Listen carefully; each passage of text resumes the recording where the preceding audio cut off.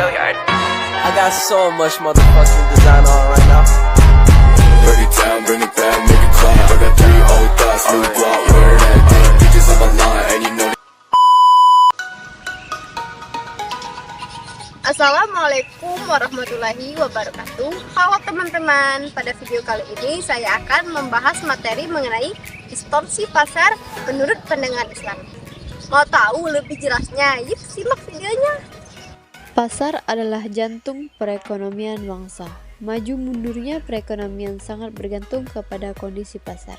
Ia mempertemukan pihak penjual dan pembeli untuk melakukan transaksi atas barang dan jasa. Dalam pandangan Islam, distorsi pasar dianggap sebagai tindakan yang tidak sesuai dengan ketentuan-ketentuan syariat. Islam sangat mendorong pasar yang sehat dan adil, di mana perdagangan atau pertukaran barang dan jasa dilakukan secara jujur, adil, dan sesuai dengan kaidah-kaidah Islam. Perilaku atau aktivitas manusia telah diatur oleh ketentuan-ketentuan Islam yang disebut dengan ketentuan syariah.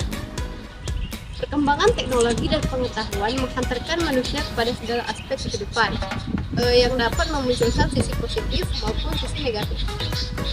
Perlu diketahui bahwa sistem ekonomi Islam mengutamakan kebebasan.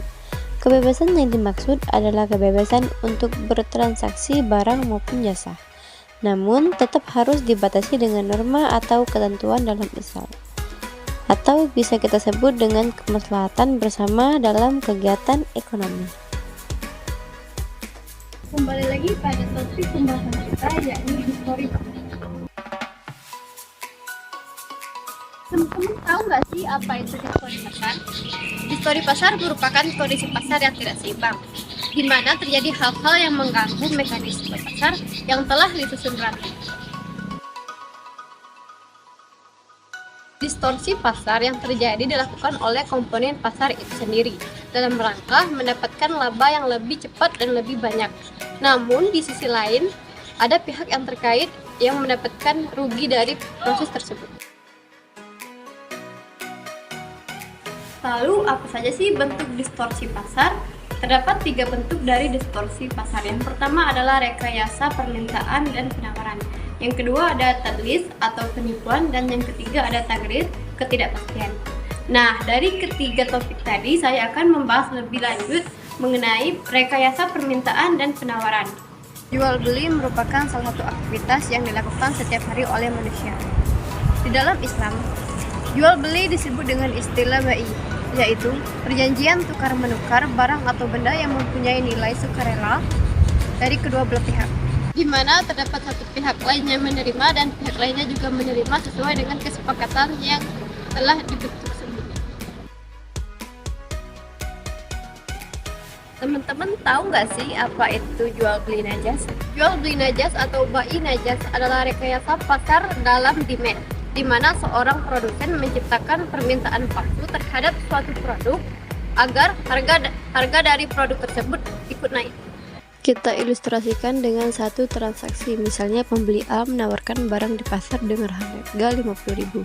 A merupakan orang yang benar-benar membutuhkan barang ini. Kemudian datang pembeli B yang merupakan orang yang berpura-pura menawarkan barang tersebut dengan harga 75.000. Karena pembeli A takut tidak mendapatkan barang dan benar-benar membutuhkan barang ini, maka pembeli A akan menaikkan penawaran menjadi 80.000 dan pada akhirnya penjual akan menjualnya pada pembeli A dengan harga 80.000 tersebut.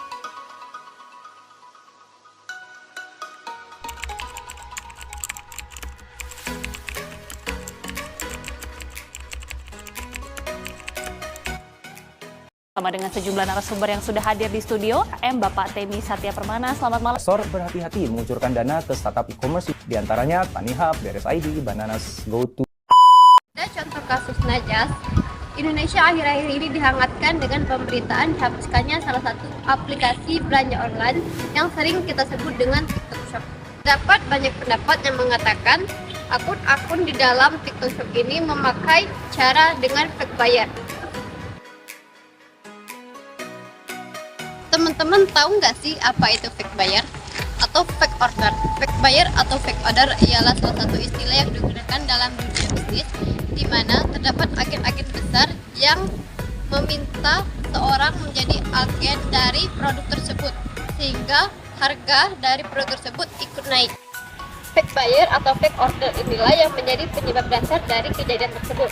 Banyak pedagang kecil yang mengeluh akibat adanya sistem belanja online yang tidak masuk akal, di mana terdapat beberapa oknum yang dapat meraup omset miliaran dalam hitungan hari. Hal ini juga menjadi PR bagi masyarakat, karena dengan tingginya permintaan dari pasar belanja online, orang-orang akan pindah dan berlari ke cara sistem belanja tersebut, sehingga pasar-pasar tradisional maupun UMKM menjadi sepi karena peminatnya yang berkurang drastis. Nah, itulah tadi salah satu contoh dari jual beli najas. Teman-teman, dari topik yang kita bahas tadi dapat ditarik kesimpulan, yakni distorsi pasar tidaklah dibenarkan dalam Islam. Sekian video dari saya ucapkan terima kasih. Wassalamualaikum warahmatullahi wabarakatuh.